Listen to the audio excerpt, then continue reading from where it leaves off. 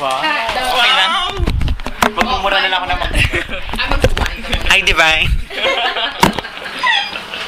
Sabi mo, sorry, may tsokolate kami ngayon. Masarap ng chocolate, oh. Pero mas matimbang pa rin yung hirap ng case theory.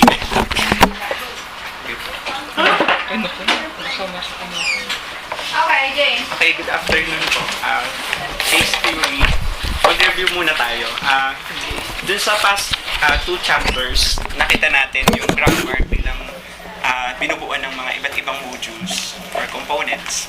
Yung una, sa chapter 1, pinakita sa atin yung theta theory module kung saan nire-regulate nito yung assignment ng thematic roles. Yung assignment ng thematic roles sa mga arguments. Diba? Sa chapter 2, yung expert theory module na nire-regulate naman yung phrase structure. Yun lang. Thank you po. Okay, dito sa pangatlong module naman ng government and binding theory, papakita sa atin yung case theory kung saan ina-account yung mga formal properties ng overt noun phrases. Tapos, i-integrate natin ito sa traditional na notion ng case. Diba? Yung grammatical case. Okay, ito yung pag-uusapan natin. Lakay natin.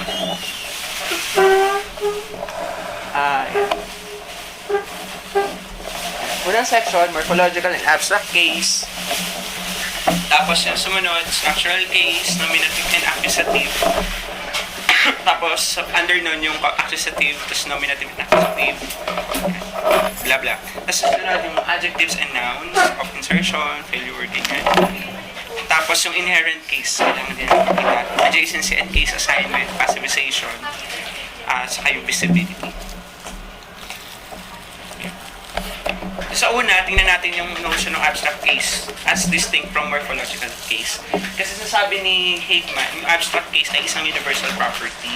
Pero yung overt realization ng abstract case ay nagbabari across languages kasi nire-realize yung abstract case sa pamamagitan ng morphological realizations. Tapos yung sunod, section 2, yung distribution naman ng nominative at accusative sa English.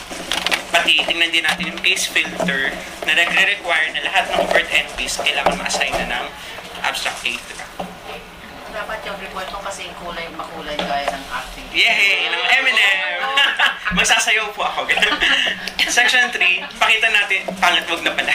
Difference between structural case at saka yung inherent case. Section 4, tingnan natin yung adjacency requirement sa case assignment. Okay? Tapos in section 5, we'll see properties of passive sentences. And last section, we'll deal with relation between case, theta theory, and subcategorization. Okay, game. Morphological case and abstract case. Tingnan natin yung example. The butler attacked the robber. That the butler attacked the robber is surprising. Saka yung pangatlo, for the butler to attack the robber would be surprising. Sa una, yung tatlong sentences ay grammatical.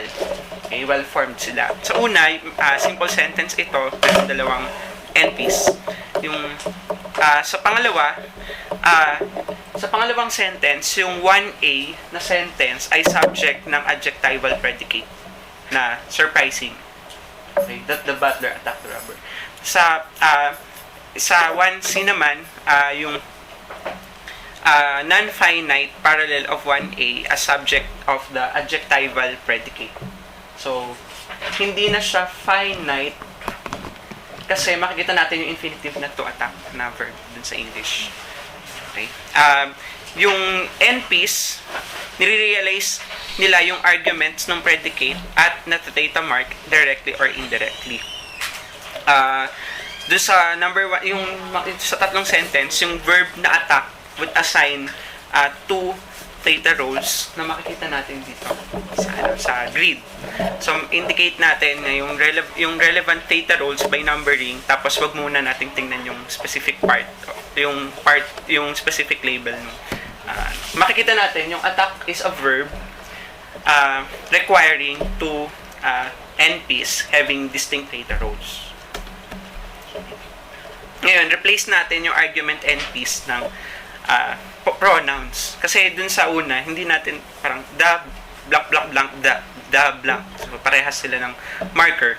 sa pronouns, makikita natin may magkakaibang forms depende doon sa posisyon niya sa sentence. Third person pronoun parehas doon sa 3A, sa 3B, tsaka sa 3C, pero merong dalawang forms. Kapag yung pronoun ay internal argument nung attack, him yung kanyang form. Therefore, ito yung sinasabi nila na accusative na case. Yung third person pronoun naman, na external argument nung attack, would take the form he or the form him. Yun, for him to attack, blah, blah, blah. Dun sa he na form, nominative yung tawag natin sa kanila. Tapos yung accusative pa rin, yung case nga sa him, bilang kapareha siya nung mga may isa pang case na nakikita sa English noun phrases. Ito yung genitive. Makikita natin yung butlers, yung apostrophe s, at saka yung his na form nung third person pronoun. Sa English, yung overt morphological realization ng case sa full noun phrases ay makikita lang doon sa genitive case. Sa nominative, accusative, puro the lang naman yan or di ba? Yung sa makikita natin sa number 1, yung one sentences samples. Yung nominative at accusative ay hindi nare-realize overtly sa mga full noun phrase. Pag sinabi natin full noun phrase, diba, ito yung may determiner, tas may noun, ganyan. As opposed to pronouns, diba, makikita natin sa English na may pagkakaiba sila depende sa kung ano yung case na lumilito, na ina-assign natin sa kanila. Pero historically, merong mga markers yung mga case na sa mga full noun phrases sa English, yung sa mga earlier stages ng language. Ngayon parang nawala na, naging sa genitive na lang. Ganun din yung adjectives at saka yung determiners. Maaring meron pa rin sila dati na forms nung depende sa case, pero nawala na rin. Okay, tingnan natin yung English case forms na makulay-kulay din. Sa English, yung lexical NPs, makikita natin na yung genitive lang talaga yung nagbago yung form. Pero yung sa accusative, sa nominative, parehas lang. Pero sa pronominal NPs, o sa mga pronouns, makikita natin iba't iba sila ng itsura.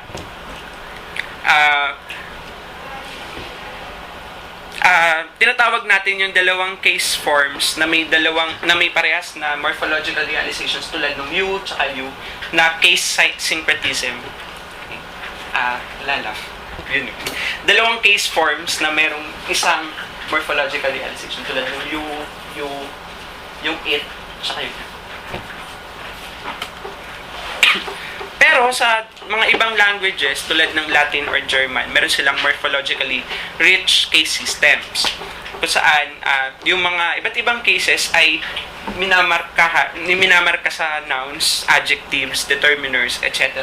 Ganon din sa pronouns.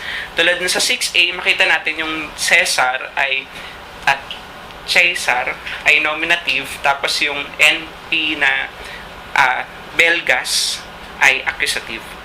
Tapos sa 6B, makita natin na yung Belgay, nominative, and yung Caesarem, accusative, nagkaiba sila sa number. Okay, so, yun. Tsaka sa case, iba yung itsura. Sa German, ganun din. Overtly realized yung case form sa mga determiner, sa determiner system ng NP, ganun din sa iba't ibang klase ng nouns. Tingnan natin yung sa 7B, yung accusative, yung man student 10, as opposed dun sa der man student na nominative sa 7A. Although yung English walang overt case marking na makikita, tulad nung sa Latin at sa German, meron pa rin silang remnants ng overt case system na makikita natin sa mga pronouns. Diba? Sa Russo, overt ang morphological case, no? 6 cases. Kaya, hindi natin sasabihin. Ano sabi ko? 6 cases na daw. sa Russo. Ay, away. Ang daming kaso. Sige. Pero kaya yun. pipilaukan ka niyan. Sige. Nga po, mami. Nung nagsalita po kasi, sabi ko makakakain ako.